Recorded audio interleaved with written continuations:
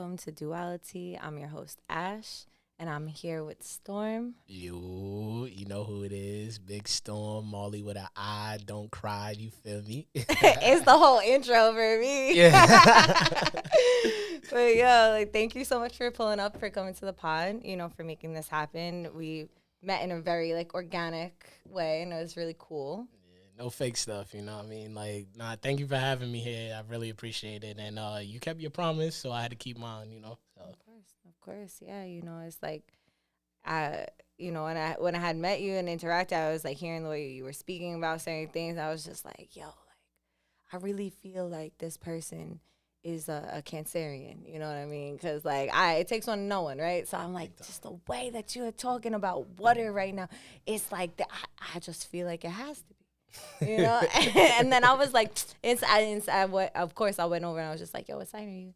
Instead of being like, are you a Cancer? Which I should have said, Nah, you should have been more direct. Cancer is direct. Come on I now. should have. We can and we can't be. It really depends. Cheers. Cheers. Cheers to water. Without it, I'm going to have the tea. We wouldn't be here, Amen. 70% of it. 70%. You don't even understand how much water is taken for granted. Yeah. Just to move a molecule, you need some type of hydration. Absolutely. So, I think the fact that you found that our bond started over like a simple conversation of just water. Meanwhile, it was my job. I could have been just like, all right, machines in, walk out, ignore everybody, answer the questions I have to, and leave. But the intriguement that you had, obviously there was some deeper meaning behind it. So to be able to actually express myself here and actually talk about it, it's amazing. It's the first for me, So I appreciate it. I really do. It's dope. It's like, having that interaction with you, listening to you explain water and the way the machine worked and everything. And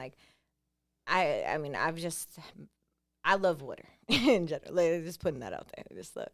But, besides just the fact of what we know of water, and the energetics, the emotional, the mental, the physical, all aspects of it is just so important to me, and grounding, and takes me back home to myself.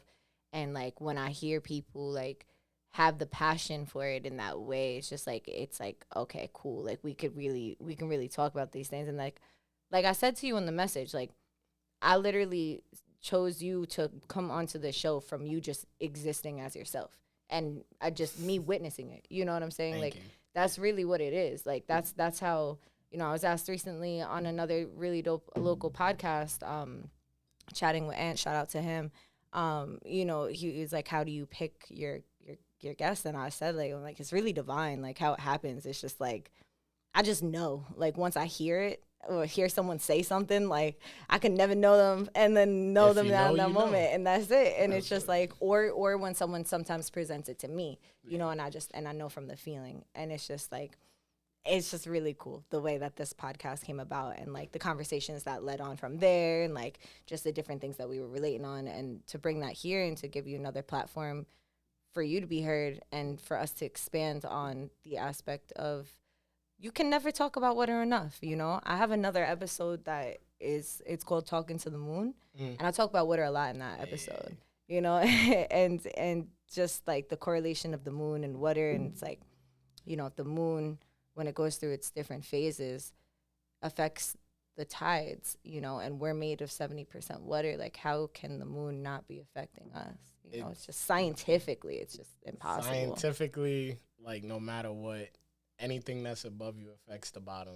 You have a foundation at the end of the day. A lot of people go around thinking I'm in a bad mood today. I'm not feeling today. I'm not happy about today. Well, one of the questions you should ask yourself is, did you actually drink enough liquids the day before that actually were good for you, i.e. water? A lot of people don't realize tempers usually flare up in the summer because it's hot and you're getting dehydrated. Your mood is usually gloomy in the winter because there's no real sunshine that's actually, I guess, giving you the energy, and then the water inside of you is kind of like stagnant in a sense. So it makes your mood very like I would just say like regular in a sense. But if you notice it in the spring, that I think a lot of people don't correlate with is your happiness usually begins in the spring. And what usually happens, April showers bring May flowers. You're literally, the earth is getting hydrated. Your world in a sense is getting hydrated. Like, and I feel like people just take that for granted, and it's sad to say, but like I said to you before, I personally think water is one of the most um most taken for granted natural resources on this planet, and everybody goes, oh, there'll be more, but you see the lakes are drying up, you see rivers are drying up, you see all this, you see there's literally countries, even states in America that can't drink their water. Yeah. So when you say a mood can be changed by or affected by the moon, and the earth is 73% water, think about how much you're made up of water. It's like almost 67%, like 70% almost as well. So you are a earth, you know. So if you're not keeping your wits at bay in a sense, you know what I mean, then you're gonna be mad or sad or something, you know. Yeah, for sure. And it's like it just goes to show us like how interconnected we are with the earth and with the elements more than we can even like fathom, you know, the fact that like we have all of the elements within us, within our bodies, you know, then they're all around us, and it's like, you know, hence the tired. But like, you know, it's something that I feel like you were saying in the beginning just gets taken for granted, gets overlooked. You know, there's certain people in certain cultures that still really obtain that and like really hold space for that. You know, many indigenous cultures like really, really hold space for the elements, especially water, and like really fight for the water and like protect it, you know. And then the only time that really catches wind is when it's like a crisis, you know, but that's something that happens often, you know, and there's definitely space for that in those communities, but it's like, what are we talking about in our own communities, you know? Parties. I just seen, you know, something I just seen the other day when I was at a park. I seen a water fountain that worked. I haven't seen a water fountain that worked since COVID. Even before that, I haven't even seen a water fountain that worked in a really long time. And I was walking and I was like, oh my goodness, like, I'm so grateful that this exists for people.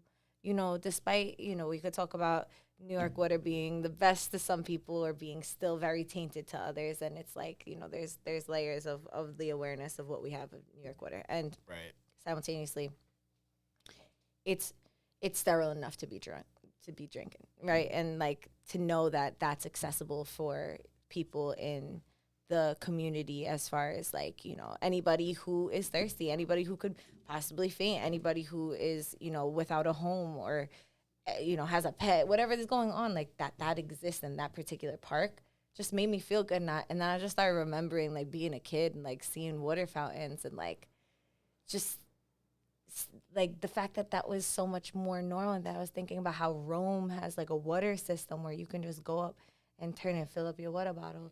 And like a lot of places have that, you know, that places have natural springs that you don't have to pay for them at, and then certain places get shut down, and then there's all these different aspects, you know, like there's like the machines like the ones that you work for and like that we have at the spa. So shout out to them. Shout out to y'all if you want to give your plug. Big shout out to Hydrate, you heard, HYDR8. You know what I mean? Don't hate, just hydrate, you feel me? And you know, continuing or piggybacking off of what you're saying, I literally met you through my job. You know, we met each other through our jobs. Yeah. You know, we bumped into each other. Shout out to Genesis. You shout know out what to I mean? Jen. Shout out to Renew Wellness. Renew Wellness, exactly. Because I met her at a expo, a business expo, vendor expo, if you want to say so, at Hilton Hotel, and I literally like. The first thing I said to her, I'm like, she looks like she's serious. Like, she looked like she's going to crack a smile when she starts talking, but she's going to keep it straight until you say something that she likes.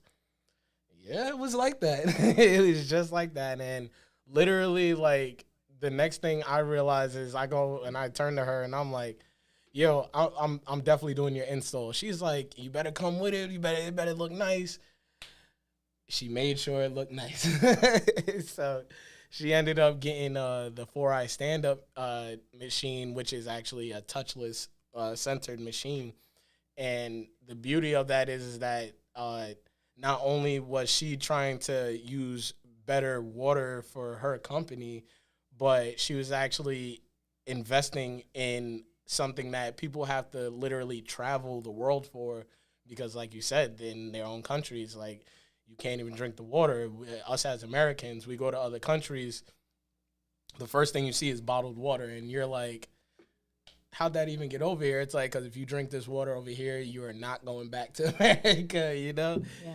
And the one thing that I liked about situations like that is I actually had a job in a school about a couple months back, and I didn't realize that just being a part of this job would put me into situations where I would be like a superhero, forget a role model, but a superhero. This young lady, about 14 years old, this young little girl in high school, I was fixing these filters, and I just so happened to be in the office with her and her counselor, and she suffered from anxiety issues and a lot of troubles with herself. And when she literally just started talking, I'm just sitting here changing a filter. I'm doing something that I'm earning money for my family, for my kid to eat, for me to eat. You know, this has nothing to do with her. And next thing you know, I found out that she could sing. And the thing that broke my heart when I found out she could sing, the one question I think everybody would have asked her, why did you never try out for, you know, a play or something like that? And she said, I'm afraid. And she turned to her counselor, and bold as all she could be, she goes, can he come to my first play? If I get in? I just sat there. I was just like, you know, I don't have a daughter, but I do have an older sister. I have a mom. And just being there for them, like, they're older than me, you know, and being there for them, it was like, wow, like, you know, I'm doing something for somebody that can do for me. This is somebody that can never do anything for me, you know, realistically. Yeah. And me just sitting there changing a filter, dancing and singing with her and her counselor made life a lot easier for her in that moment. And I think that's what this job does for people. You're living in a moment of actually having a machine that not only filters the water, it sterilizes it, purifies it, and it holds it for you. There's people that bring gallon jugs to jobs and stuff, and that should just show you, like, they're bringing, you know how they tell you don't bring work home? They're literally bringing a piece of work home, and it's positive. And they're able to share it with their family other than just money or something, you know? So yeah. That was deep for me. You know? Absolutely. I mean, that's incredible. That's incredible that you got to have that experience, and that, you know, she felt nourished enough to, like, and comfortable enough to even want to, like, extend that, and, like, to sing, even in general, to sing, even beyond, before she even got to invite you, to even feel comfortable enough to share that, which was really cool, because it's like, you know, we find these different bonds. There's something about, you know, these different spaces where it's like, I always say, you know, it's controversial, but I'm gonna say it anyway. Yeah. Is like, you know, with smoking tobacco, right? People feel all different types of ways. Everybody, you know, everybody's okay with smoking cannabis, but not everybody feels different ways about tobacco, right?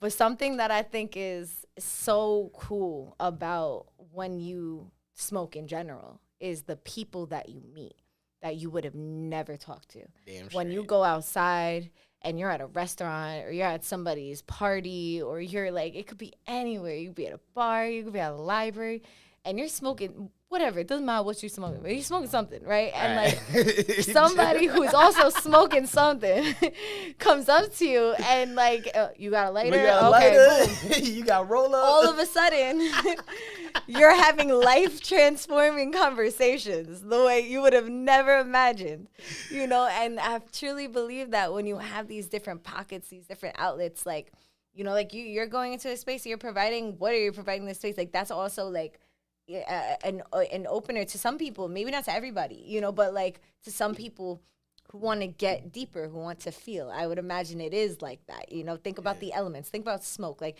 you're going to go out and you're going to smoke. You're dealing with fire, you're dealing with air, you're dealing with earth, right? So you're dealing with like everything really but water. Like, the absence of water, which is more mental, emotional, you know? I mean, not emotional, mental, physical, and spiritual, you know, in that way where it's like, okay, we're chatty, you know, it's giving air, it's giving energy, it's giving passion, you know, we're all sweating because you're nervous. But the funny thing is, most of the people who do go out to step outside are people who are traditionally anxious, that do need a moment to step out of whatever environment that there are so many people. And I think that, you know, these pockets in which, you know, maybe you never smoked, maybe you never had that experience, but just know that people do have that experience. And maybe you have that experience with something else, you know? And it's like, everybody has different experiences with different aspects of, like, what happened?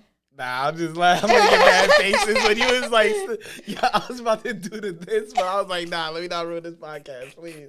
Because I don't want people to get the wrong idea, I promise. Yeah, no, I mean, listen, whatever experiences people have, like, you know, there's always, like, even with women, like, going to the bathroom, like, there's a different energy of, like, when you're at a bar and you go to the bathroom than, like, when you traditionally go to the bathroom. Like, it's, like, this supportive, chaotic place that, like, everyone's like, oh, my God, girl, I love the way you dress. Like, oh, your hair looks so pretty. Oh, someone's throwing up. Someone's crying. There's so many things happening, you know? And it's, like, really cool because I worked this event where it was, like, the women took over. It was an aesthetics event. So there wasn't that many, you know, males at this event, and there was such a long line for the women's bathroom, and I was like, nah, and I just walked over to the male's bathroom because there was no line, right? And but then on the inside there was a line of women, but then there was men that were like, you know, that were like washing their hands, they were doing their hair, whatever. And there was like a whole support line where this woman was like, wait, hold on, like, you got a cowlick in the back of your head. And he was like, thank you so much. Like, nobody would have ever told me. She's like, I got you right now. Like, helped him out. It's like an older gentleman, too, like somebody's grandpa. It was so cute. And he's like, oh, my God, is this why you guys take so long to the bathroom? And we're all cracking up. We're like, bruh, nah, like, I'm scarred. Like, yo, it was so funny. And it's just like, we all have these niche pockets of humaning, interacting with one another, right? True. And it's via elements all the time. You know, today we're talking about water. Water is all about emotions. Water is all about intuition. It's all about feeling. It's all about getting deeper. Sometimes when people don't want to feel things, they don't drink water. Like, literally. Like, it's crazy. You know, sometimes when people really want to feel things or, like, cleanse things, you know, they take a shower. Like, even if they took a shower already, they take another one to just kind of let it go. Just to cleanse, yeah. Exactly. Yeah. It's in my opinion, like, what people don't really take heed of when it comes to water is that, you know, you started as a embryo, right? Or you started as, like, this floating creature, like this gamete, so to speak, to get more scientific. You had to float through some type of liquidation to be born, to even be in the process of getting born. You have all these doctors, the first thing they do when you have a pregnant woman, they're checking her hydration level, they're checking her stress level, because it can affect her hydration level, because if you're over here stressed out, you're probably over sweating at night, you're probably doing all these things that are ridding your body of the liquids that it needs. And not only is it ridding your body, you're ridding the baby's body as well of those important nutrients. And one thing I could definitely say that a lot of people don't realize is, like, water literally engulfs your life. Like, when in the morning, when your parents are trying to wake you up, they throw you in the shower to wake you up. When you go to school and you're thirsty, you go to a water fountain. When you're hot after practice, you go to a water fountain. When you done smelled like holy hell, you go take a shower and it's water, you know. And a lot of people don't realize on a day-to-day basis how much water they actually invest in themselves. How much water we use. How much water we waste. Waste and all that. Like, it's one of the things, like, that my job actually pays attention to a lot. Like, I was on the website one day, hydrate.us, and I was just paying attention to something moving. I see numbers moving. I'm like, is this is this like the clock in Times Square or whatever that's going backwards, or Union Square actually? But what I saw was it was actually counting the amount of plastic bottles saved over the course of time, and you could look at it yourself. It's basically almost in the millions, or if it's not already in the millions. And this is just a company that's been around for going on. It just hit its 7th year, 420. Speaking about smoking, but uh, and you have these two gentlemen, Ralph and Eric, who honestly came from two different countries. If you want to know, it's the truth. Like Ralph was born here, Eric was born in Georgia, like over there. He came over here. His family, they went through American life, and look at what they're doing now. They're part of the same fraternity. They not only have taken in, myself, but they've taken in a few others and many others as far as sales and technicians go. And you don't realize that the main basis of this was clean water, giving people not the honor, but the privilege. You should be honored, but it's the privilege of having clean water, and it's refillable. It does it itself. It cleanses itself. And these two gentlemen, like when I first met them, I actually met Ralph first at the event I told you at Grand Oaks, and I was a server there. He goes, "Yo, you've been busting your buns this whole day. Like, you wanna work over here?" I was like, "Yo, as long as the pay's good, I don't care." So obviously my mind was on something different. But then I would say the first or second job that I was actually with our now manager, Marek. Marek kind of like put it into perspective about like what really goes on. Like there are people in this country that are living here to send stuff back to their country. Mm-hmm. So imagine, if we actually found a suitable way to send stuff back, to other countries. Like, for instance, you can't, as an American, if you were born and raised on American water, you can't go to Mexico and drink the water because it's actually toxic to your body. So imagine having the pleasure, or like I said, the privilege of not only you as an American having it, but you have people from Mexico that have literally been fighting to get into this country, or they go through a living hell, in my opinion, to just smile, and they're judged, they're the new minority in a sense, and it's like, imagine you could just give that group right there something that they don't have to travel across the border for. We bring it to them. We allow them to basically clean up their water while having clean water, and that's the goal that's kind of been progressing in my mind. Like I told these guys, like, I want to go to the Great Barrier Reef. I want to clean it up. Like I want to see that natural phenomenon from space. I want to see dolphins jumping out the water, seals, all this other stuff. It's like people don't realize the cleaner you keep something, the better you are. If you don't clean your room, you won't trip over something. If you throw out the banana peel, you won't slip on it. If you turn off the stove, you won't burn down the house. It's a lot of people don't understand there's a cause and effect that water has that we will never touch. And it's one of those things that we could sit here and be like, yo, you've done so much in your life. You've done this, you've done that. You deserve an award. You deserve an award. We give those awards to people that are cleaning the water. Meanwhile, the water's been there. Like, why don't we look at water the same way that we look at each other? And I bet you things would be a lot better. Absolutely. Just giving thanks to water. Like, there's Dr. Emoto, I believe, and the water doctor, and he just talks about so many different aspects in water. But it was something that stood out in the book, like the whole concept of the book, the messages in water, I believe it's called, was that he talks about, he shows the study of the different cups of water, and he'll have like speakers around them. One will say like, I hate you. One will say, I love you.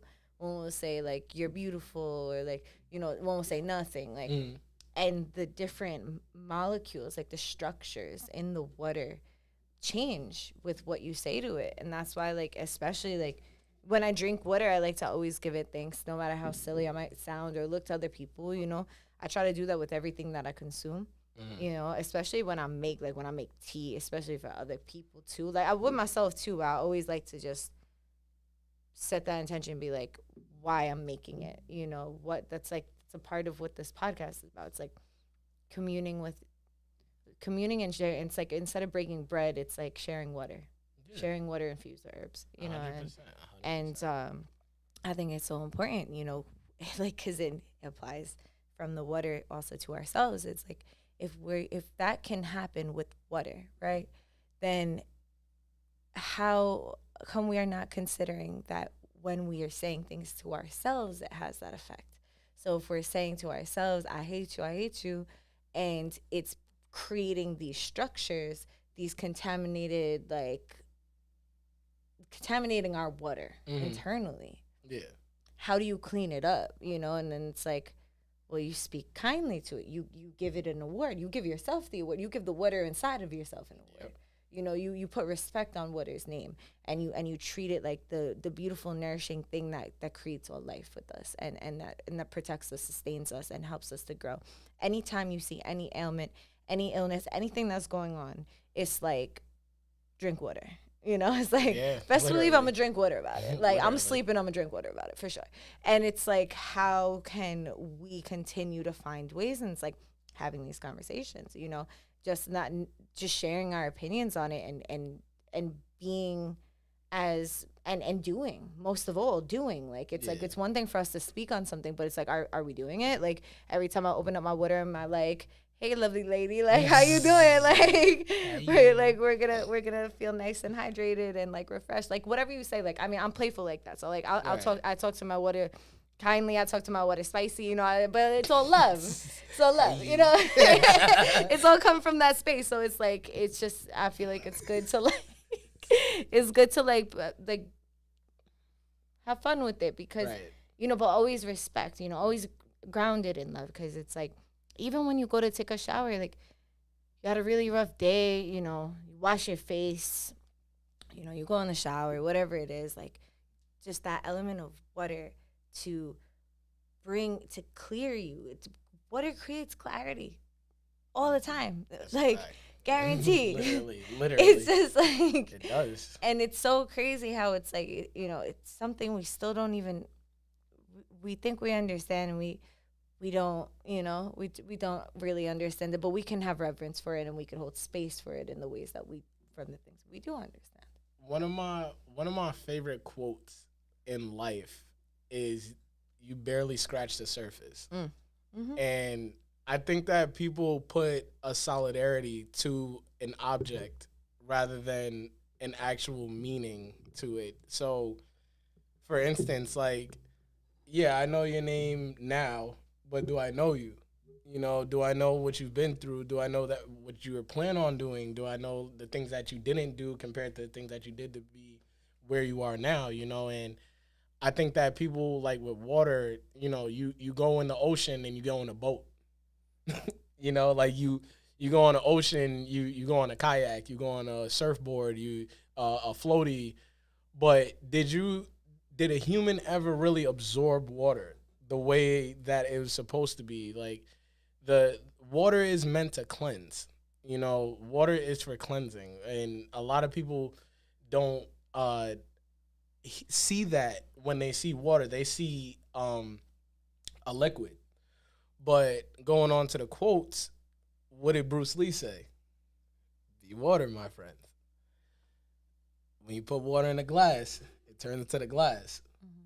So if you just take that image right there, that this teacup can be water, you are seeing a deeper meaning than just that teacup. So you, to somebody else walking down the street, may be like, oh, this lady is holding a water bottle and she's talking to it. She made a pass at it. She told it, call me later.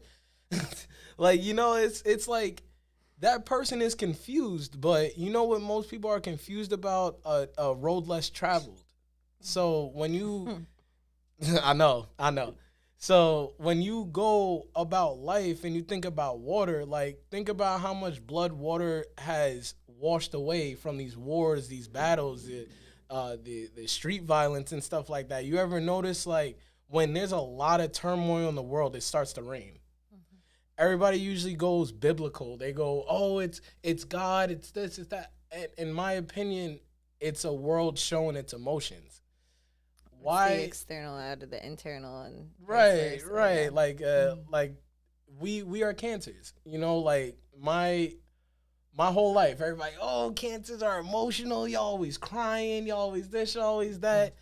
You damn right I was crying. But you want to know what's crazy about it? Me letting that emotion out, me letting that anger out, me telling you that this is how it is right now, it gave me a lot more respect than a lot of people that sit there me mugging on a corner all day. It's like, bro, or even in your office, you know, it could be from the streets to the office. But a lot of people don't realize the more you cleanse yourself mentally, the more physically you can move. The brain don't move without the body. There may be involuntary functions that we have, like walking or breathing or blinking, but over time, your brain had to develop to know to do that.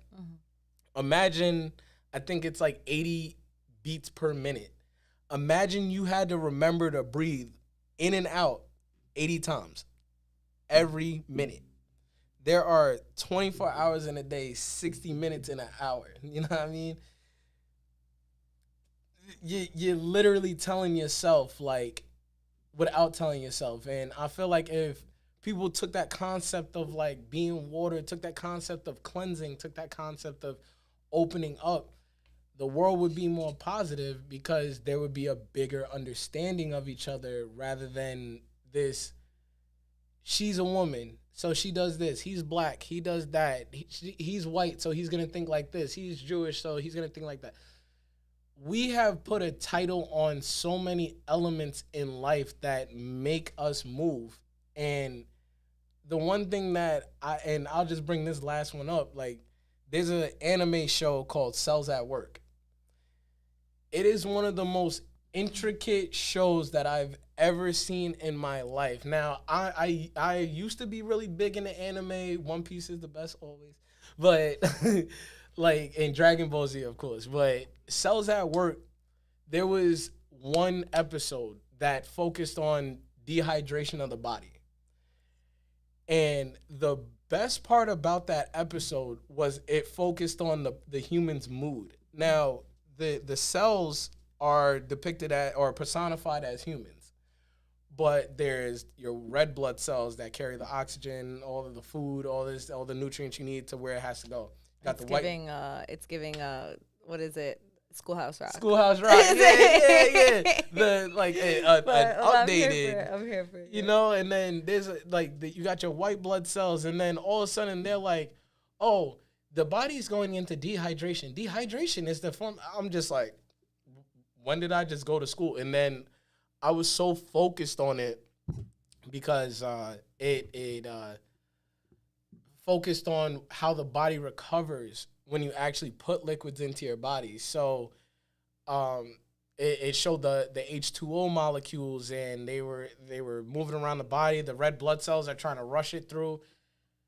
The three main things that happened to the guy: he fainted. That was the top one. He had a headache.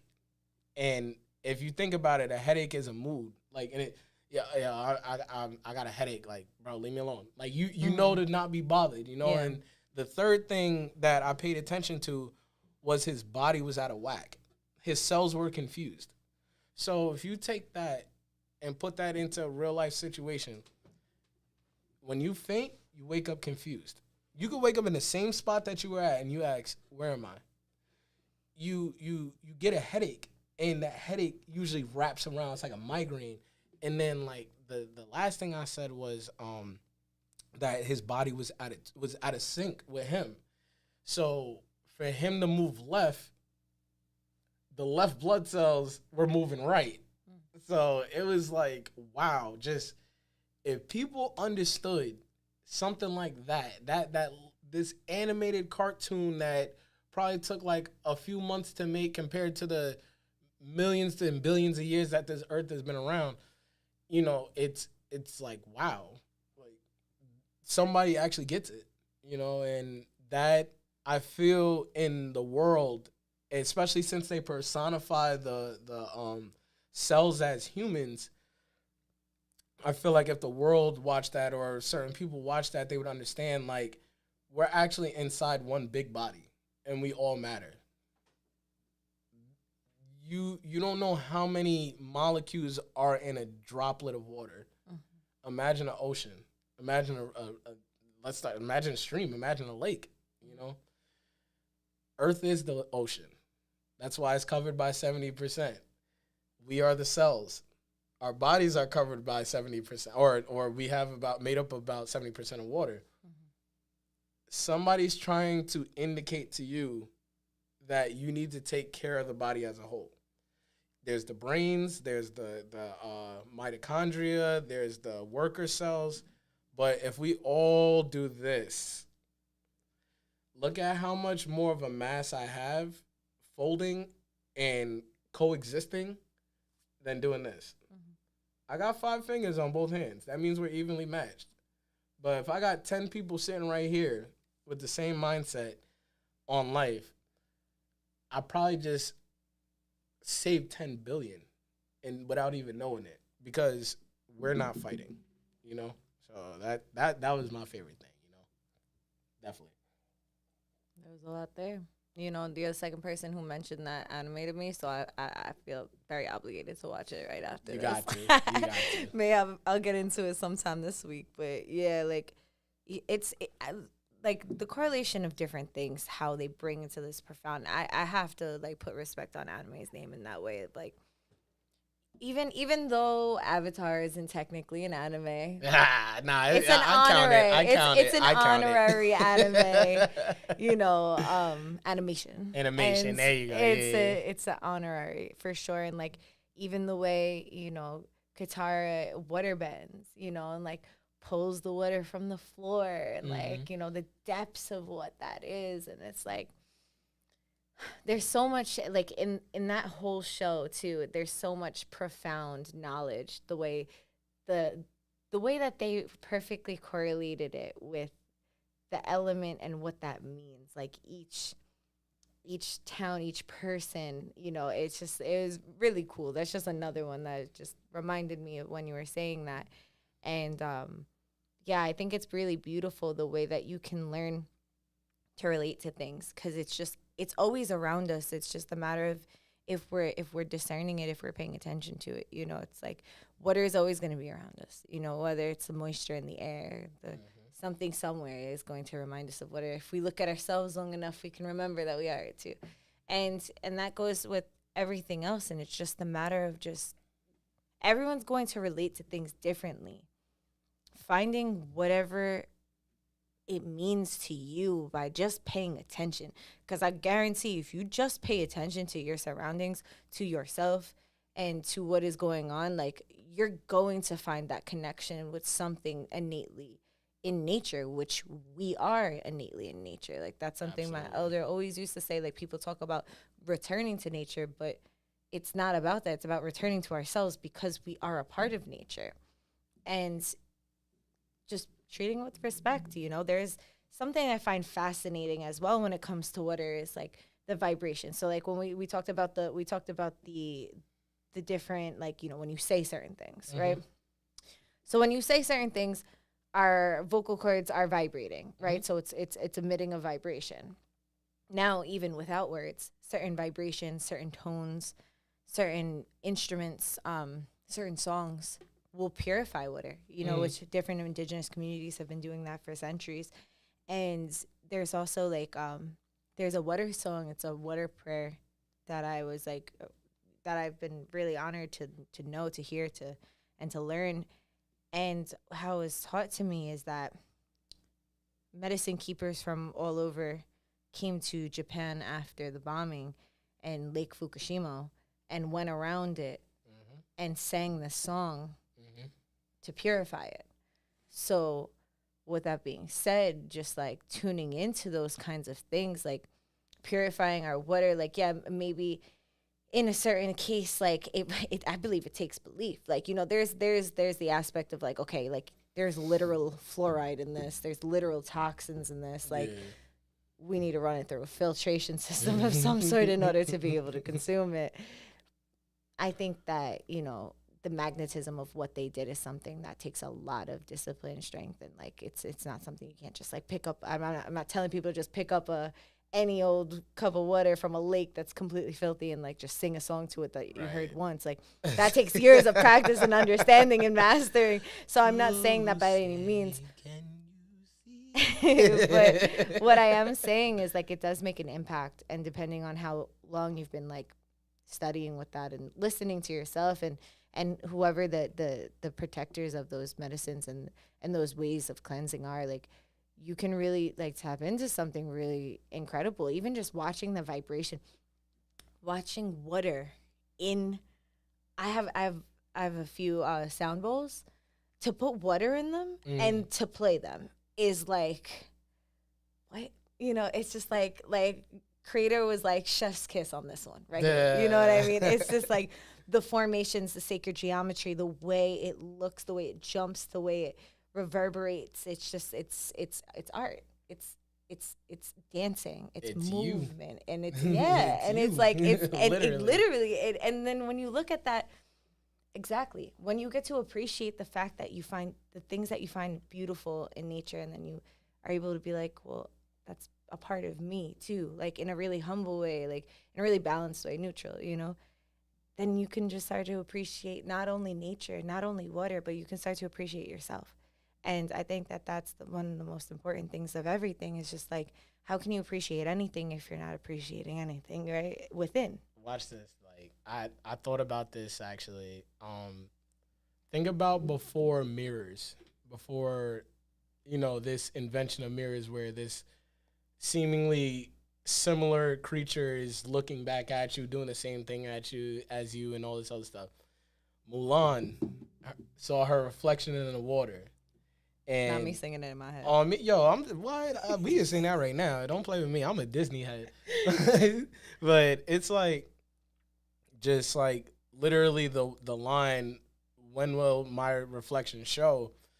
A lot of people don't understand like the concept of, like you said, they went to Japan and actually sang around a lake. People don't understand the significance of cherry blossoms. They don't understand the significance of certain songs, certain moods that actually were developed before America was even a thing. You know, like you got to remember there are certain dynasties that were 5,000 years in. This is about what, how many years ago, you know? And it's like, the one thing that people seem to forget is, just like I said to you, you are water. You really are water. When you want to be this angry person, you be that angry person. You want to be happy, you be happy. And the greatest thing that I think you said was that somebody else's words can affect your flow. Water is flowing through you. So if I took this mug right now and just gently putting it down, I distorted the water. When you gently lay something down on somebody that they're not ready for, or you didn't take the right angle, you are diminishing their flow. You're tarnishing it.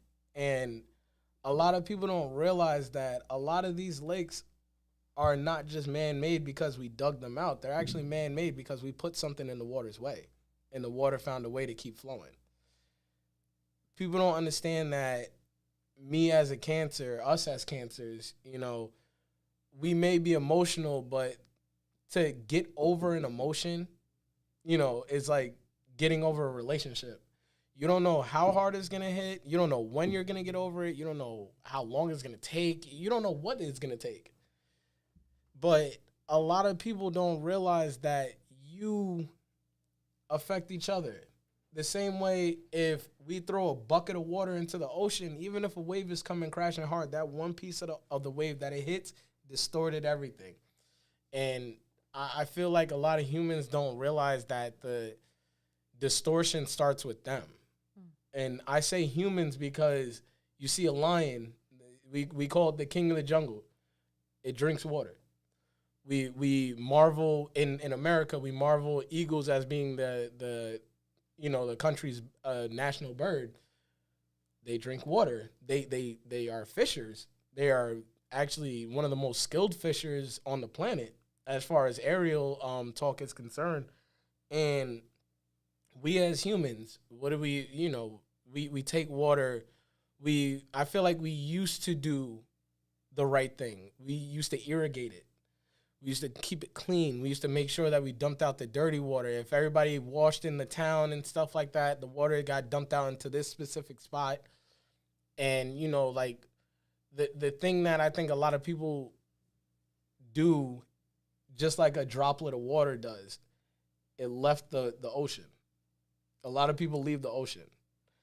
And I feel like personally, whether it be evolution, from this to this, or it be a mental stipulation, a lot of people left the water. They left behind water and started trying to fly. They wanted to be that penguin that could fly, and you don't realize that you leaving the ocean, you're taking nutrients from it. As you keep going, you're taking the nutrients, taking it out. You can't put fresh water and salt water together. The pH is different, the balance is different. That's why there are literal monuments as far as like you put where the Atlantic and the Pacific Ocean meet, or where this river meets its ocean, the water doesn't mix. That should show you already that you keep taking away from something, the natural stuff can't mix with you. And when it does mix with you, it becomes bad. It becomes distasteful. It becomes unwanted in a sense. And a lot of people go through life feeling like, they're unwanted. Meanwhile, it's because somebody just didn't say hi to them, and they're leaving the ocean. Now they're away from everybody because nobody gave them that high that made them want to engage or dive in. They say dive in. Like, think of all the terminologies that we use when it comes to like getting through life. Yo, just keep on swimming. Just keep swimming, or go with the flow. Go with the flow. Yo, just take a dive off the board. Or, like you literally don't realize that there is a whatever amount of languages you speak, there's an extra one in there, and it's called agua. It's called water. It's called whatever you want to call it, the cleanser, the whatever. But people stop speaking that language, and they turn dehydrated. Yeah, they literally like, oh, shit, look at me, I'm sweating. So it's like, most people don't even realize that they're dehydrated. And like, not knowing that, you don't know that you already alleviated yourself of this ocean. You are now a viral molecule opposed to fluid. You could have two different flows of water. It still comes from one. Air flows are different. You know what I mean? Think of tornadoes. Tornadoes are one of the most destructive natural causes on the planet, and it's air. Fire is the most destructive, or the second most destructive, and it's not water. I mean, so I want to jump in right there. Go ahead. Like, water can be so destructive. No, but that's the beauty of it. That's the beauty. In destruction, what happens? Rebuilding. That's why I said that's why I said fire is the second most destructive, but water, technically, because if you think about it, water is 70% of this earth. If we had 70% of this earth volcanoes, we'd be dead. You know what I'm saying? I understand what you mean. Or hurricanes or whatever. But, it's just, from water, there was so much destruction that life goes back to it. Yeah. Like religion. Everybody goes, the story of Noah's Ark. He flooded the earth. He used a natural resource to cleanse the earth of the creatures he created. Bring 2 of each animal. Yeah, he hit, what is it? Control Z real quick. Control Z, exactly. Like, Alt Control Z, real yeah, quick. Like, hold on, let me just Right. and then take the water back, and the life is still there. It just got saturated. Exactly. And people don't realize, like, and you know, like I said, biblical stories like that, you don't realize that natural resource literally destroyed whatever amount of people were there, or you know, we're not really gonna know. These are stories from before cell phones, before messaging and all that. You don't know how many people actually died. It could have been 30, it could have been 1,000, could have been 1,000,000, could have been 1,000,000,000. We don't know that. But the water knows. The water knows. The water knows. The water is timeless, and it's a memory. It stores memory. It imparts memories. Think about seashells. You know, the way that you can pick up a seashell after it's been out of the ocean for years and you still hear the ocean. The water impacted it in that way that it's like it still to this day blows my mind. Every time I see a seashell, I just put it right on my ear. And I'm amazed every single time, because it's like, what? And another thing is, like, you know, you go without water. You ever go without water for a certain amount of time? Shit, I fainted actually before. I actually, believe it or not, when I was 19, my heart stopped because I was dehydrated. Yeah. So a lot of people don't know this, or they thought I was joking about it. But the doctor came in there, face like he saw a zombie, and I'm like, "Why are you looking at me like that? I'm 19 years old. I just fainted." I'm like, "It's probably nothing." He said, in the middle of the night, your heart stopped. He said, your stress levels are at the age of a 40-year-old. He said, you're so dehydrated, if you tried to spit right now, you would push out air. You're that dehydrated. And I'm sitting here, you know, it like sends a shiver up my spine and stuff like that every time I think about it. But you literally don't know what you do to your body. You don't know what you don't do to your body. And hydrating it is one of the main things that we don't know that we're not doing. You know, like, I know it sounds like a double negative, but we really don't know that we're not hydrating ourselves. You know, like I said, the headaches, the dizzy spells, the anger. I literally almost died, you know, and ever since that day, I say to my mom, I'm like, I would just rather be a fish at this point so I could stay around water or something, you know. But it just hearing those words, like, you're dehydrated, the most natural resource on this planet, and you're not utilizing it. You're probably taking a shower, but that's not utilizing it the right way. You're probably mixing a drink. This whole conversation's just making me drink more and more water. That's it. There you go. The you know, your whole body and stuff like that. You don't know what's going on without that water. And I found out the hard way. You know, they had to keep me in there for 5 days. They monitored. I almost had a pacemaker at the age of 19. Oh my goodness. So forget about, you know, football. Forget about the excitement and stuff like that. I would have had to stay calm my whole life, something that I know I'm not. You know, like, but knowing that my life almost ended because I didn't do the right thing, which was just simply pick up a damn cup and just fill it with water, you know. Why do you think that people don't drink water? People don't drink water because they're too involved in other things. They're that droplet that's still trying to find its way all the way down to wherever it's going, and then by the time it gets there, it realizes there's not enough molecules to keep it going. People don't drink water because they're either too busy trying to be something that they're not, impress somebody, impress the masses, or they too busy trying to get drunk, you know, or smoking or whatever. But me personally, I feel like whatever you do negative to your body, you should do twice as much hydration. Absolutely. If you're going to drink alcohol, you got to drink a cup of water in between. You got to remember to do that, or else you're going to be tarnished. Tarnished. And it's like people just miscalculate. the amount that they could take, and people go, oh, I could drink a whole bottle. Yeah, you probably could the day that you drink a whole gallon of water. Yeah. But you can't do it when you only had a cup of water in the morning, 3 cups of soda, and then you try to go out and start drinking. You're gonna feel like hell, and I feel like just a lot of people, just like I said in the beginning, take it for granted how important it is to just pick up a cup and fill it with water, or, like people go, oh, I'll chew on ice. Ice is bad for your body, technically. Because it's cold and makes everything constrict. I think that I agree with you. Yeah. And I think that people don't drink water when they don't want to feel things. I think it's a subconscious evasion of emotions. A detachment.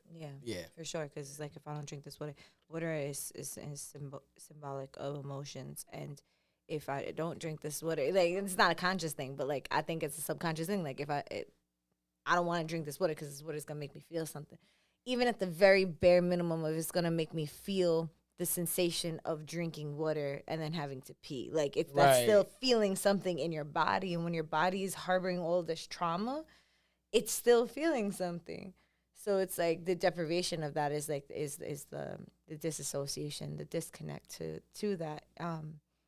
Yeah, and I think that I truly believe that could be utilized in a different way, just like pivoting. Like, I get to drink this water. First of all, I get to drink this water. Like, I have it to drink. That's already, first of all, I'm grateful and I'm honored to do that. Amen. It's a privilege to do that.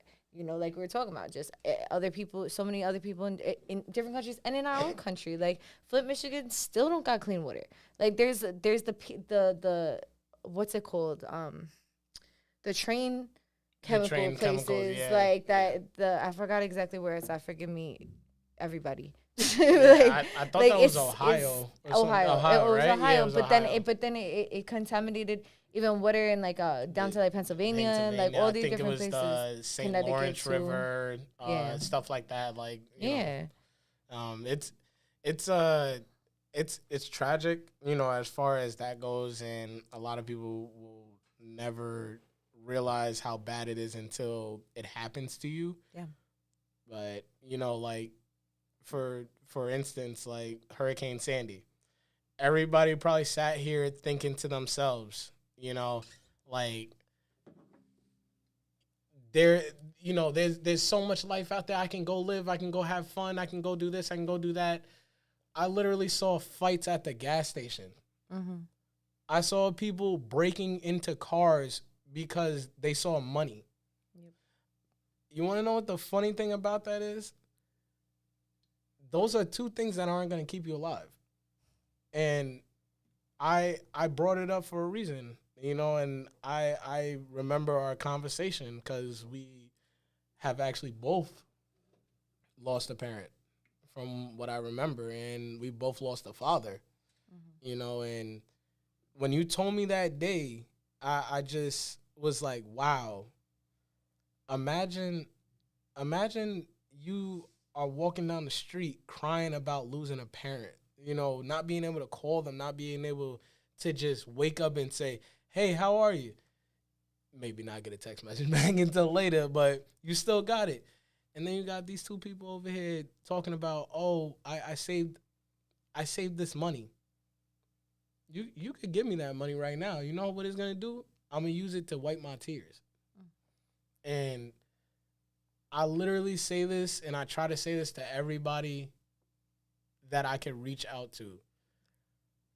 The more you take something for granted, the more it hurts when it's gone. Yes, mourning goes different in other people and every other way. But when you were talking about your dad, you weren't mourning. You were excited. You were empowered. You were lifted, elevated. A lot of adjectives that show the opposite of downward or a downward correlation in your emotions. The minute I told you about my dad passed away too, and the gentleman that was there was talking about Geminis, and when I told him that my dad passed, everybody was like, "Oh, I'm so sorry," and I said, "Why are you sorry? Do you know how honored I am whether it was my dad, my mom, or my sister, you know how honored I am that there's a person in my life that I could turn around and be like, yo, whether you're here physically or not, you're here. And the thought behind it that people don't like to drink water and all this other stuff, you went through a tragedy with water, but you still drink it. And that should show you that life is a circle. Funny as it sounds, you said the sensation to pee, right? You ingest water, the sensation of peeing feels good. You keep that clean down there, it can promote health for your child. Forget about you. You already done your dirt and stuff like that with whomever, but your child coming out of a clean hole can promote better life for him or her, you know, and you don't understand as a mom, you know, or as a parent in general, you showing how to cleanse yourself. That child will eventually, you know, they all go through the stages, but eventually they'll say, wow, if my mom or my dad feels this way after a shower, let me try this out. Next thing you know, they're coming home with straight A's. Next thing you know, they're coming home, they got 1,000 friends. They want to go a million places. They want to play this sport. They want to play that sport. And everything leads them back to water, you know? And one of my favorite sayings is that you can lead a horse to water, but you can't make it drink. We have led so many people to water, and instead of drinking, they made a business. That's why people are detached. That's why people don't drink water. That part. That part. I'm not gonna lie. Like, that was definitely a roller coaster of emotions. And thank you for, doing that. You get it because you know what I'm saying? And yeah, it's interesting. At first, I want to speak on what you were saying with the loss of my father and things of that. Like, I made a villain of the ocean. I made a villain of the ocean. Like, I looked at the ocean like that was like my father's murderer. Like, I couldn't go in it. I didn't want to be near it. And once I started really just actively practicing and holding space for those heavy emotions, I would just go and I would sit by the beach all the time and I would pray by it because I grew up on the beach. So I just started praying on it. And I was like, I still don't trust you. I still don't trust you. I'm not going to go in you. I really don't fuck with you like that, to be honest. But I'm trying to forgive, because I understand that you just took him home. And and in that process, man, that looked many different ways. Wow. That looked many different ways. And that was not an easy journey, and sometimes it's still not, Yeah. And especially when I go where my house used to be on that beach, when I go over there where it's just still destroyed and completely, looks like it's everything's just ripped up, but that's still my secret beach, so I still go there and and I'm able to go there and feel empowered there and bring prayers there and bring the bowl there and talk to my dad. I pitched the tent and I camped there one time. I got my car stuck in the sand there. I had to get it towed there one time. Oh man, that was the summer 2020, I think. Yeah, 2020. I was there. I was like, I'm going to do this on my own. I don't need nobody here with me. And then, there was, a car full of men. I was, sitting in my car with an axe. I was like, yo, I'm scared. I booked it out my little tent. Bro. That's crazy. But I was I really wanted to sleep there. The last time I slept there was when I was 17. Not at the beach, just in that area, Yeah. But I say all this to say, there was one prayer that I went to. I went to Costa Rica to sit with a certain kind of medicine, and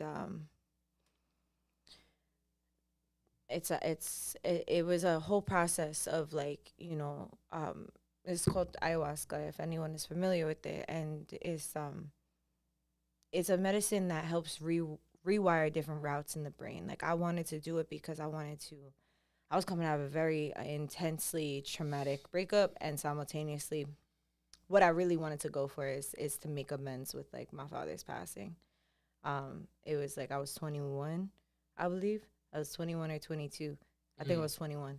And I, I finally was just like, I'm going to do this. Like, I'm going to do this for myself. Like, I was thinking about doing it for years. I even talked to my sister, I talked to my mom, but my mom was scared, of course. My sister understood. And I'm like, yeah, I'm, because I was told, like, if someone gets bit by a dog and they go do this medicine, like, they can understand from it if they have a fear or a phobia. I had a fear of the ocean so bad. Like, I always had an on and off fear with the ocean.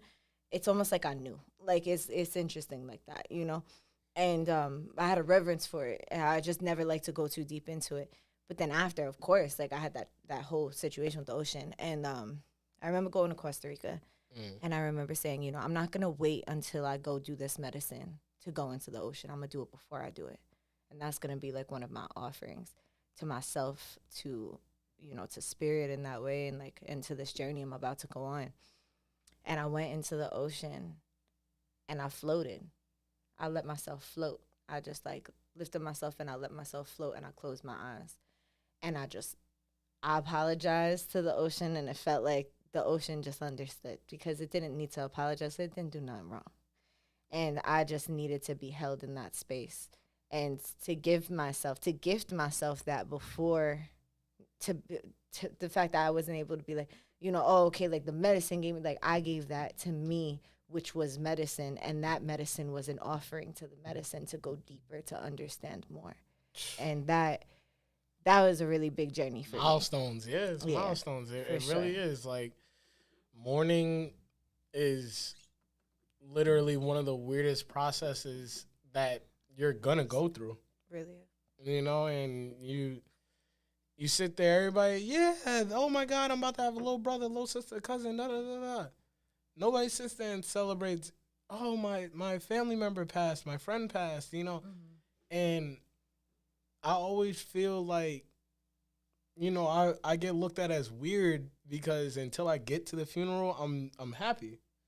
Like I had my little moments of being mad and stuff like that, but I was happy. And everybody was like, I'll be real with you. I argued with my dad the last time I saw him, and it was, and to some people it was petty, to some people it was deserving, and to people that really knew us, that was just us. You got two alphas in the house.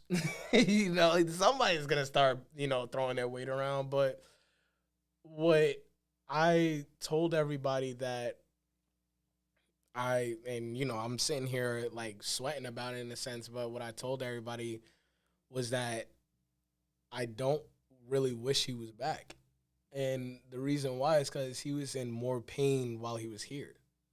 Like a lot of people keep a family member on life support because they don't want to do a funeral. They don't want to mourn, but you don't think every time you walk into that place, them just having enough strength to open their eyes but not talk, you don't think internally they're hurting, and stuff like that. So, with my dad, I literally said to myself, like, first off, he was missing, and I'm a parent now, and my son disappears from my vision for 2 seconds. I'm up in the air. Like, my dad was physically missing, and he was actually found in his bed. And I didn't even get to see my dad open casket because he was too decomposed. And, I sat there, I was crying, I was like ready to just like scream. And then I said to myself, I said,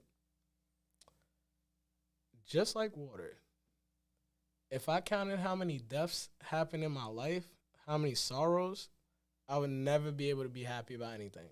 Mm-hmm. People die at a faster rate than they're born. So if my dad was able to live his life or live that amount of years, for me to be able to remember him, not like, oh, I kind of no, like, yo, when we went here, this is what we did. Like, if you knew me through football, Staten Island Boys is where I first played football. If you knew me through basketball, it was at Trinity Lutheran. Wrestling was Curtis, and to this day, like, he wasn't just my dad. He was so many other people's dads, you know? And I literally sat there one day and I put my hand on somebody's shoulder and I said, let it out. And they looked at me like, yo, what the fuck is wrong with you, bro? Like, you just lost your father. I said, no, you lost a father. I lost my dad. You lost somebody that made you feel like a kid again. You're not even 30 yet, and you're feeling like you're 50. My dad had the power to make you feel 15. And I feel like if there's anything that I could say thank you for, you know, it was not the fact that, oh, thank you for being my dad. And no, thank you for showing me what a king is. And everybody calls each other king and yo king, yo queens, oh, we all kings and queens. No, we're not. There's a reason why it's called a kingdom. The king lives in the big house. And not only does he live there, but he gives to others that need it. The queen makes sure he's doing that while she's doing her own thing and making sure she can provide for others, as well as providing a family for that king and, you know, actually allowing him to rule his kingdom, not this 1,000,000 square acres, but this little room right here that got your little child in it, you know. And I think right now, like, the reason why both of us are kind of like hesitant is because we know damn well if I met your father and you met my father, they would know that we probably were friends already. They would know just because there's an energy that reminds you of this person. Mm-hmm. Or we would be like, yo, that's Ashley's dad. Or you would be like, yo, that's Marley's dad. Or that's Storm's dad. And the fact that you said water was your enemy was crazy. To me, my dad was my enemy at times. Mm-hmm. And a lot of things that I went through that, you know, people don't know about, they would see him more than I did at times. You know, and I thought that was like, oh, that's you know, it's ridiculous. But me being a father now or being a dad now to a beautiful child, like, imagine your kid complaining about you while they're living in a house that you're paying for. They don't have to break their balls, break their back, break their neck, and do all these things to provide for themselves. They choose to do it, which I did choose to. You know, I did. You know, and they don't have to. That's the whole point. I think that people forgot that the reason why you have a parent is not to make a friend. It's to have a personal teacher. And your personal teacher and my personal teacher taught us one thing. Flow. Flow, flow, flow. My dad always used to tell me in football, keep moving your legs. Keep churning them. Keep churning, keep churning, keep churning. When I was playing basketball, he's like, just keep moving, keep swaying, be all over the field. Wrestling, he's like, yo, just do what you got to do. Like, just keep moving. You don't know how many times at night I replay some of the videos and I hear his voice. He's not in the video. He's not sitting there, oh, look here, I'm here with my son. I'm doing what a father does. No. He recorded his son. People always asking me, yo, why do you never post pictures on Instagram? Why do you never post pictures on Facebook? I got a son for that. I got a beautiful child for that. If y'all want to share your likes and stuff like that on him, go right ahead. You can double tap as many times as you want. That doesn't mean we're friends. That doesn't mean you like me. That doesn't mean that you're going to care for me. That doesn't even mean you're going to like the next post. Mm-hmm. But to people like us and many others in this world, a heavy loss is your greatest gain. And you saying that your father went home to your enemy, that's deep. That's probably one of the deepest things I've ever heard. Like, straight up. And I'm not even BSing. Like, my dad will always be my best friend. I can argue with him. I can yell at him. He can yell at me. He can disagree with me. Yo, why are your socks not matching? Like, stuff like that. Little bullshit, you know what I mean? Like, well, yo, your hairline's leaning a little bit, so Dad, pay for my haircut. Well, don't you work? You know, shit like that. And you realize, like, yo, I didn't just lose the thing that everybody technically has. I lost the thing that people are fighting for, and that's somebody that could teach me how to be me without trying to teach me. They just let you live. Us as cancers, we're emotional. He let me go through my emotions. He'd be like, you done? You done yet? I'll be over here. I'll be outside chilling. All right, you done? When you're ready to talk, I'm right here. I'm in the couch. I'm watching the Boondocks, like, you know. And I think that you stating not only that,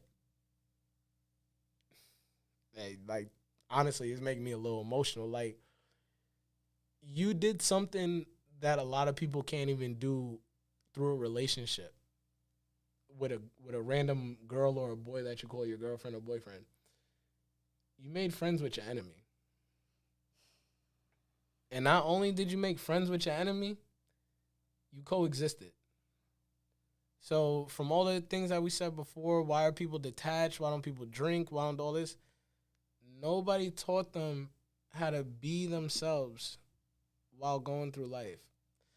They thought money was going to buy them hydration. They thought money was going to buy them happiness. They thought money was going to buy money. $1 is worth 100 pennies. There's almost 10 billion people in this world.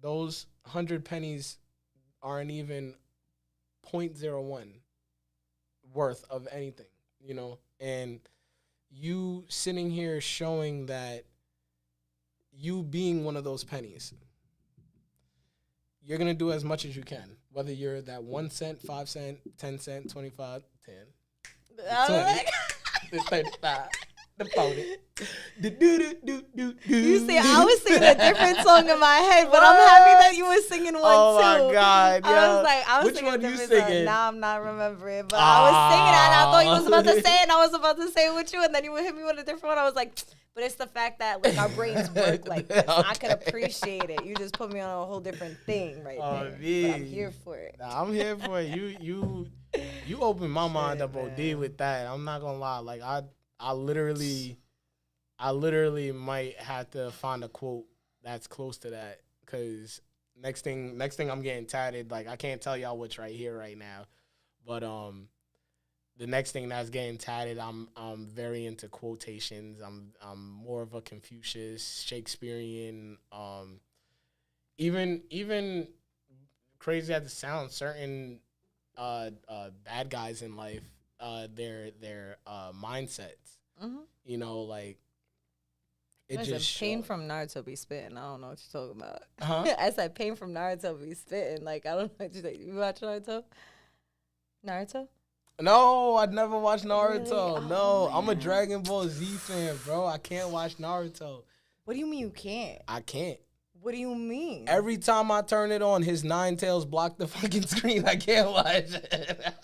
Listen, man, all I'm saying is look up some Pain from Naruto quotes. Nah, I feel you. Yeah. I feel no. I seen Sasuke, I think it is. Yeah. Something like crazy. Yeah, I don't know about that, but oh my God, here we go. And Itachi, you know, Maruda, you know, a little bit of that, Papi Uchiha, listen, you know. That's why you watch One Piece, ladies and gentlemen. That's why you watch I'm not saying nothing, because you're the second person who's coming over here talking a lot of One Piece stuff, and I heard such good, you know, I might give it a chance. It's just, it's intimidating. How many episodes? You know what I'm saying? Over 1,000, It's intense. But watch this. Every episode, you're gonna discover something new about yourself. That's how I feel about Naruto. That's how I feel about Dragon Ball Z. Until they got a little BS with it, but I haven't watched Dragon Ball Z in full. I know. Listen, this is how. This was a nice podcast.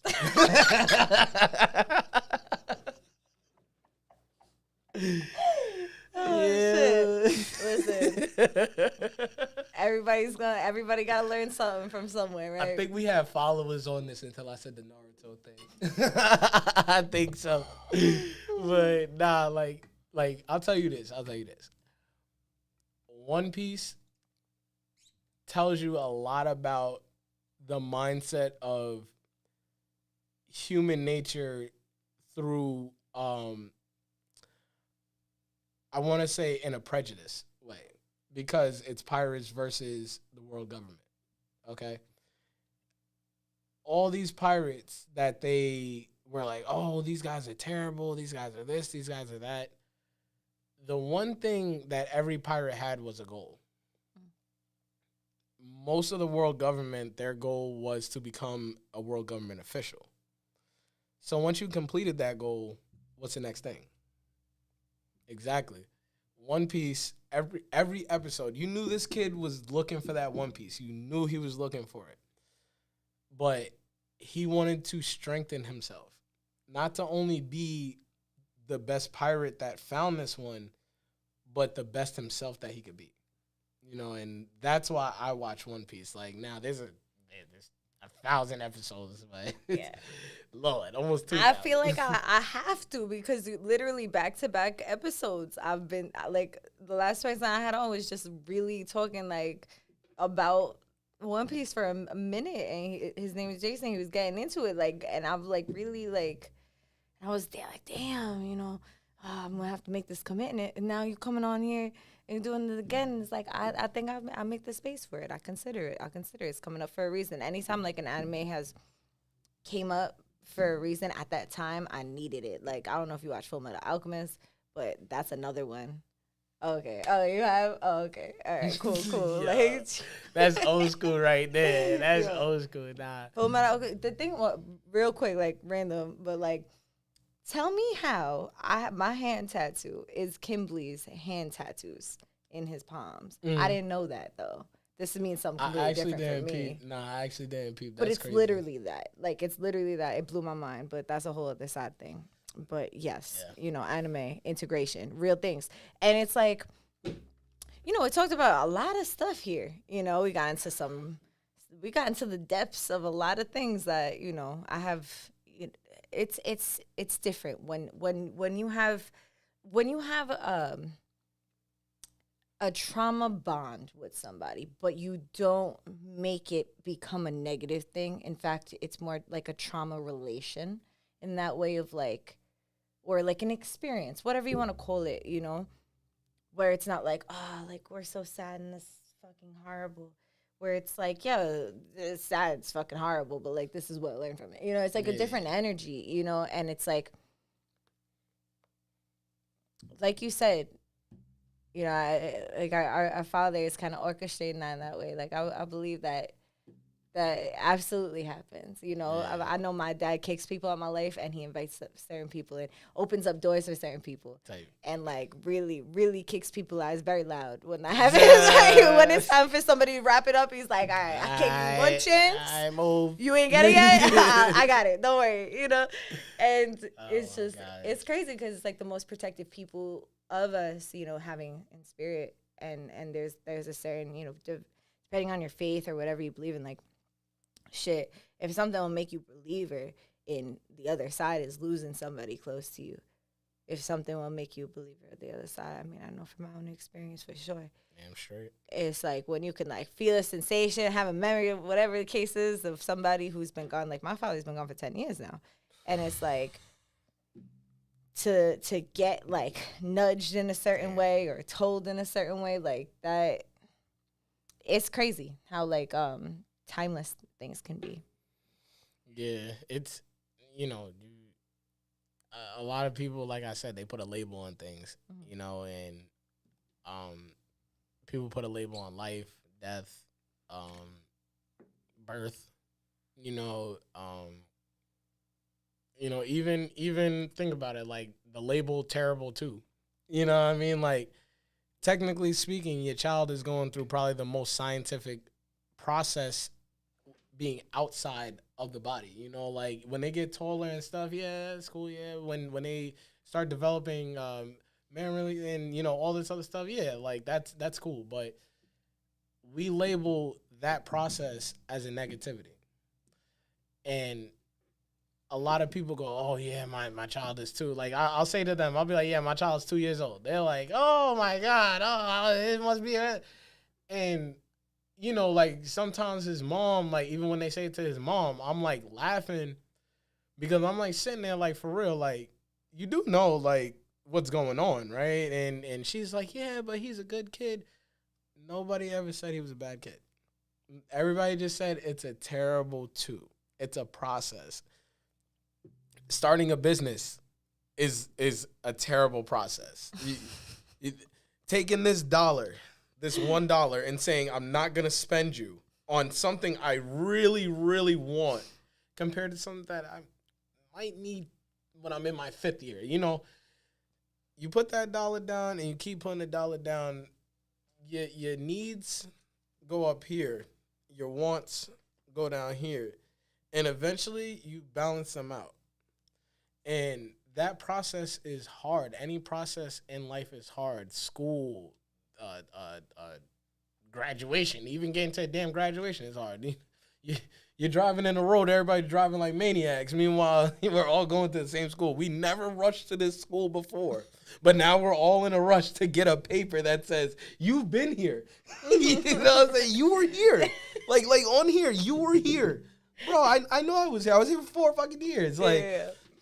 But you're here, and it's like you can now tell people you're here. Now you can tell people you're here. You can show it. Like I you can let them know you're allowed. Like we're on a podcast right now. Like let me show them. Like like the fuck. Like it's people just really don't understand that if you really just take life, and take somebody else's life, you did the one thing that a lot of people can't do, is go the extra mile. Mm-hmm. Yes, we've all driven up to red lights where a seemingly homeless person or a seemingly less privileged person than you are is asking for money, and you're always wondering why they're sitting there asking for money and stuff like that. You know how many people probably wanted to ask so badly, how'd you get here? But they felt like giving money was the most they could do for that person. Meanwhile, you talking to somebody, you asking them what happened, and they turn around and say, yo, this drug, this wife, this husband, this child, the child I found out that's not mine. Like, no, never found that out. You know what I mean? Thank God I don't have to deal with that. But just, you don't know what makes people snap. You could put 2 toothpicks on the same board. One will snap from water, which will take time. The corrosion, the deterioration of that wood, it takes time. And one, you drop an amulet on it and it breaks right there. People don't understand that you broke. That's the point. You broke. Now, the one that broke from water probably broke in half. Or probably had a chip or something. This one, you drop the fucking amulet on it, it's broken. It's in pieces. It's shattered. And if you take your life like that, that's your emotions. That's your emotions. That's your hormones. That's your mentality, your physicality in a sense, because how you move. Like, are you sluggish? Are you excited? Are you anxious? Are you, there's a lot of ways to actually show forth that you are your own best friend. And like I said before, you took that step by asking yourself, like, yo, do they need something more than just money? Do they need a friend? Do they need this? Do they need that? Do they need clothes? What kind of clothes? Like, people just go to Salvation Army and be like, yo, here's a bag of clothes. Do you guys need underwear? And not just underwear, clean underwear, unworn. Mm-hmm. Do you guys need shirts? Do you need baby clothes? Do you need this? Life gives you the opportunity to ask these questions. Life gives you an opportunity to do better. Life gives you an opportunity to drink. Life gives you an opportunity to live, be happy. But that trauma, that breaking point, so to speak, that is the harshest process. You could put traumatic, you could put breaking, you could put down part of my life, whatever you want to label it as. Whenever you got to start from up here, go all the way down to there, and get back up to this point or higher, mentally, you're like, here we go again. And that could be like, here we go again. Or it could be like, here we go again. Right? Like, because either way you slice it, it's alchemy. Yeah, man. When you think about it, it's alchemy. Like, literally, like, something has to be destroyed in order to be created. And it's like one of the structures in alchemy. Like, not only just like Full Metal Alchemist, but like, but for real. Like, and it's a part of that. And it's like you were saying in many moments before, it's just like to honor that, to honor that part of the destruction. We don't do that enough. And it's like, doesn't mean that we're morbid or we care any less about anybody that we might have lost or anything that we might have lost, whether like physically in this realm or just like no longer part of our lives anymore. It just means that that's our part of honoring that. That's our ceremony. That's the way we view it. And it's like, and everybody's going to go about it differently. Like, I feel like for me, like, if you have not experienced something, you're better off saying nothing than saying anything. And if you want anything to say, let it be, what do you want to eat? You thirsty? You want these flowers? Okay. Like, things like that. Simple statements that are just going to be providing. Not, oh, maybe you should handle it this way or like this. And it's like giving unwarranted advice. Uncertainty. Everything happens for a reason. Yo, you might be right, for sure. But telling me that when I was 17 years old at my father's wake, standing in front of his dead body, I don't think that that's like the best time to tell me that everything happens for a reason. So it's like just getting clear with that. And it's not to make you feel bad or ashamed or less than, yo, I'm happy you never got to grieve this hard. It doesn't mean that you never will, because death is inevitable. But I'm grateful that you didn't have to grieve this hard. You know what I'm saying? And how I view it, the thing that I find this so funny is like people who haven't had certain intimacies and dances with grief in that depthful way are usually the ones who are more defensive on certain things. People who experienced it tend to be like, oh, they don't know. They don't know. Everybody, oh, well, I'm gonna find out one day. Even like you said, when you put your hand on your friend's shoulder, you're like, it's okay, you can cry. Like, and the person's like, what do you mean? It's like, because in that moment, that infliction of it, you had, not only did you know, but you were able to take that understanding and turn it into compassion. And that's an art. And yeah, I think that everything that we talked about here tonight was just like, shit, I didn't even know how much I needed that. That was crazy because, like, I haven't really been able to have the capacity to have a conversation like that, would be on this end of it. Be on this end where I was just like, damn, like, literally when you mentioned, I was just like, damn, okay. Like, when you mentioned it, I was like, oh shit, did you forget? Cause yo, people like, it's like, cause like I don't share that with everybody. You know what I'm saying? I definitely don't be like, hey, by the way, this is how my dad died.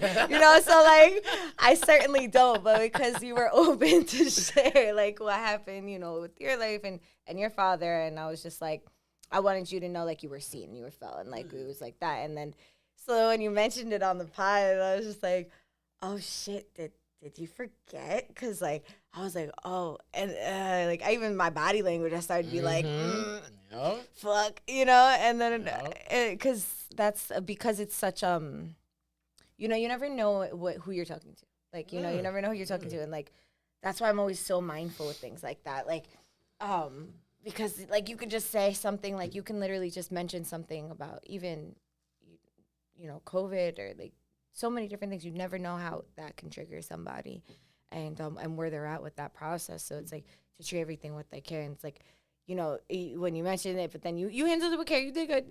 Just want to put that there. And it's just, and then when I seen where you was going with it, I was like, oh snap, we're going here. Okay, cool. Because at the end of the day, water, hydration, moods. So, shout out to all of y'all for hopping on this pod with us and listening, being on this ride. May this pod reach whoever it's meant to. Thank you for everybody who listened to it live with us and was here throughout this journey. And thank you so much for coming on here and for real, man. Oh yeah, one last thing, just a moment of silence actually for one of my fraternity brothers from Spring 19, young man named Chris, brother Uproar, and if you know the meaning behind that word, it's he had a big personality, was very loved. I actually wish I got to know him a little more because once there's an age difference, in the fraternity or in any type of business, there's usually like different levels that you're trying to get through, but seeing that this kid, this man nowadays, like, stood up so tall that, now that he's in the clouds, people are just like, I've seen him there before. He's always been up that high. He's always been held to that standard. It's beautiful. So, just a moment of silence for Chris and brother Uproar.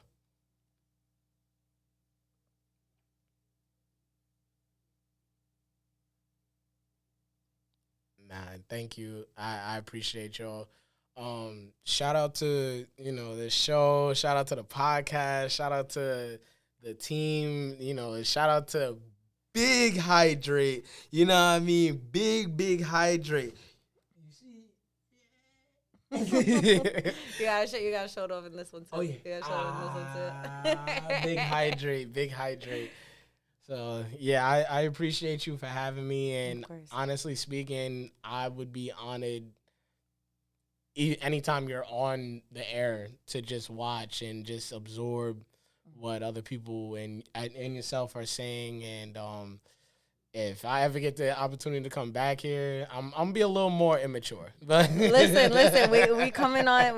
We on the 89th episode. I'm going to have the 100th episode soon, and I'm going to invite everybody who is on the pod here, and we're gonna do a live broadcast. Oh, that's tough. So you will absolutely be invited back, and then I tend to have I have some guests that have came back for a few episodes too. So that might just work out in that way. We'll see how it goes.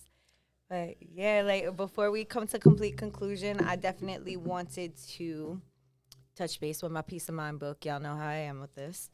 Today is not April. It's not April. It's definitely May. 16th. Okay. So May 16th. Happiness is not something you can find like a stone in the road that has a beautiful color by May Sarton. Peter Lynch, the investment superstar who successfully built Fidelity Magellan Mutual Funds, stunned Wall Street when he decided to give up his prestigious position and hefty salary. Even though he had everything he always wanted, he realized he wasn't happy. So when he went from picking stocks to packing lunches for his daughters, because he said, I don't know anyone who wished on his deathbed that he had spent more time at the office. Many people believe that happiness is measured on material terms, a house, money, lots of clothes. Other people, it's found in enjoyable moments, a sunset, a dinner with friends, a walk in the woods. Although happiness can be all of these things, it's also the feeling you get when you achieve something you've longed for or worked very hard for, a promotion, passing a test, buying a home. But these personal victories don't have to be big.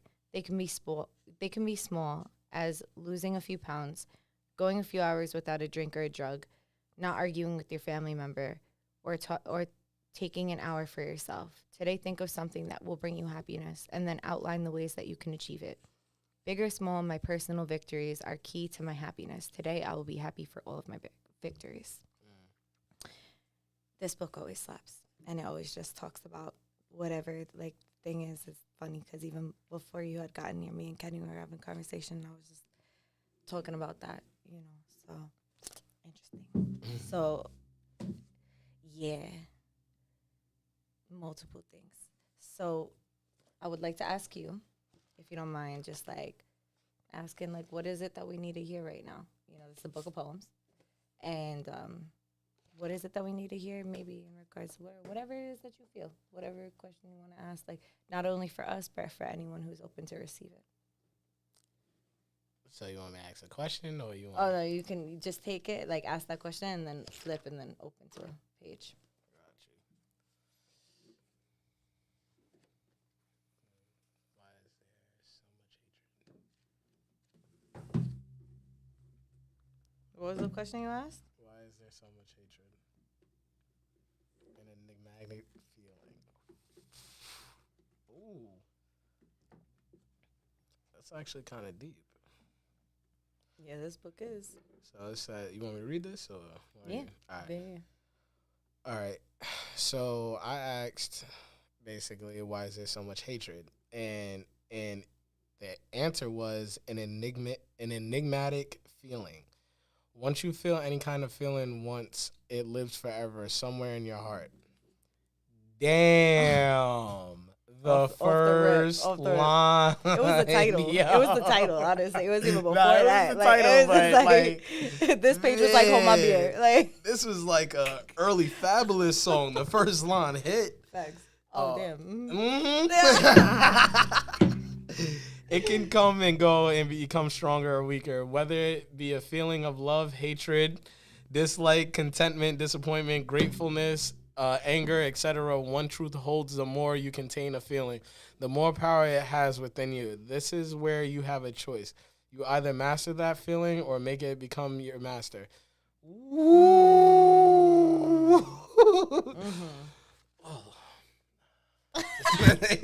Like, man. You can take a picture of the cover. Oh, my God. Oh, man, that's crazy. If you master it, your response will most likely be logical and your actions will be planned. If you let it master you, you may end up doing spontaneous things that may seem to be heart-driven. We sometimes have feelings that are so powerful that they can stop us from saying what's right or encourage us to say what's wrong. People choose to deal with their feelings in different ways: talking, art, music, writing, etc. A very common way that we think we can express our feelings is talking. What we miss though is that once a word is said, it dies. That's it. It's out of control. It's out of your control now. Whether it be good or bad, once verbalized, part of your feeling becomes placed in the hands of others. For those with a conscious mind, expressing feelings is a red line because it grants others power into our hearts. Because of that, how often do we hold back from saying that we really feel to those around us? At these points, we should reflect on the reason for holding back. It is because of the uncertainty attached to those feelings, or it is just that we refuse to sentence our feelings to words that will not do these feelings any justice. Yeah. I just want to fold it real quick. Yeah, go ahead. And then the next page is Be the Master. So, I'm definitely trying to read that later. I'm going to send it. I'm going to put it on the Duality Instagram page so that y'all can also read it with me. I'm ready. You did that. That was exactly what we needed to hear. OD. So the final thing that I'm going to do on this pod, I'm going to pull a card to see what can we do to strengthen our relationship with water. So I pray in a good way, Creator, to tap in with these cards and with whoever is open to it, to receive a message of what we can all do to create a more clear and nourishing relationship with water in our life.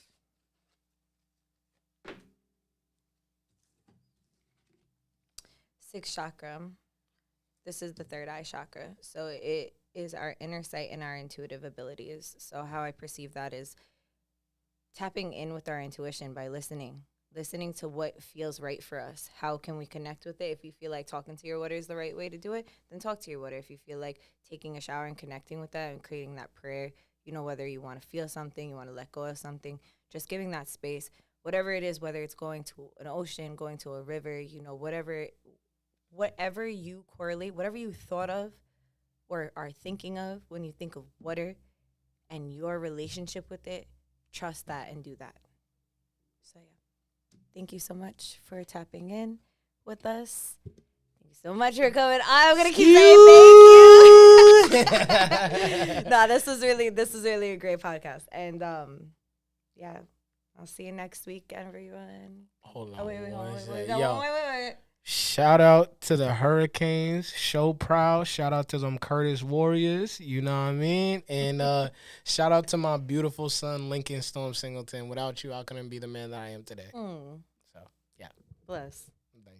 Thank you. There you go. Well, you good? I'm good. We're good? I'm good. All I'm right. leaving right now.